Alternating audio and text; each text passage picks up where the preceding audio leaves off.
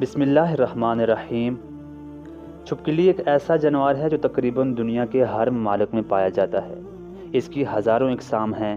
چھپکلی کی زیادہ تر اقسام ایسی ہیں جو زہریلی نہیں ہوتی، تاہم انہیں دیکھ کر کراہت ضرور محسوس ہوتی ہے، جبکہ کچھ اقسام کی چھپکلیاں بہت زہریلی بھی ہوتی ہیں۔ چھپکلی کو مارنے کے حوالے سے مختلف لوگوں کی مختلف رائے ہے۔ کچھ لوگوں کا کہنا ہے کہ چھپکلی کو مارنے کا حکم ہے، جبکہ بعض لوگوں کے نزدیک اسے مارنے سے منع فرمایا گیا ہے۔ تاریخ کی کتابوں میں لکھا ہے کہ جب حضرت ابراہیم علیہ السلام کو نمرود نے آگ میں پھینکا تو اس وقت چونٹی اور چھپکلی کو اس واقعے کا علم ہوا، تو چونٹی نے حضرت ابراہیم علیہ السلام کی حمایت کی اور چھپکلی نے نمرود کی طرفداری کی۔ دوسری روایت کے مطابق جب حضرت ابراہیم علیہ السلام کو آگ میں پھینکا گیا تو اس وقت کئی پرندے اپنی استطاعت کے مطابق چونچ میں پانی بھر کر اس آگ پر چھڑک رہے تھے، جبکہ چھپکلی پھونک کے ذریعے اس آگ کو بھڑکانے کی کوشش کر رہی تھی۔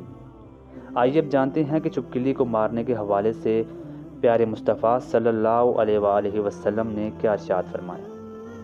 جب آپ صلی اللہ علیہ وآلہ وسلم سے اس بارے میں سوال کیا گیا تو آپ نے فرمایا کہ چھپکلی نے اللہ کے پیغمبر حضرت ابراہیم علیہ السلام کے لیے جلائی گئی آگ میں پھونکے مار کر اس کو بھڑکانے کی کوشش کی تھی۔ اسے اللہ کے رسول نے مارنے کا حکم دیا ہے۔ صحیح مسلم میں روایت ہے کہ اللہ کے رسول نے اسے مارنے کا حکم دیا اور اسے فاسق قرار دیا ہے۔ چھپکلی کو مارنے میں حکمت یہ ہے کہ یہ فاسق اور نقصان دینے والا جانور ہے، اور نقصان دینے والی چیز کو مارنے کا اسلام میں حکم ہے۔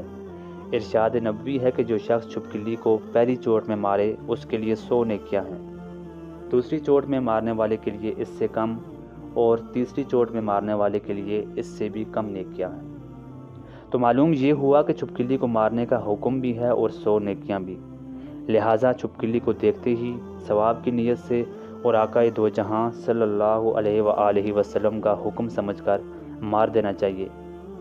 اللہ ہم سب کو دین کی سمجھ عطا فرمائے۔ مزید ویڈیو کے لیے ہمارے اس چینل کو سبسکرائب کریں۔ اللہ تعالی ہم سب کا حامی و ناصر ہو۔